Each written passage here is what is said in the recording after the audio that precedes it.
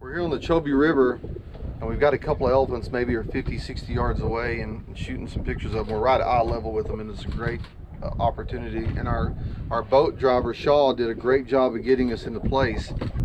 One of the common questions I get from beginning photographers is to take a picture of wildlife species in the right light.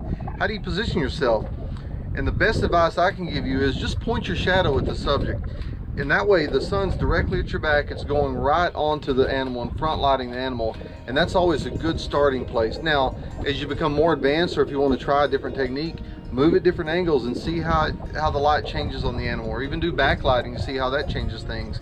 But the key thing is, especially on these dark-skinned, dark-eyed animals like these elephants, is to try to get that catch light in their eye. And to guarantee you'll get a catch light in their eye, just make sure the sun's at your back, point your shadow at the subject. It'll work out perfectly every time.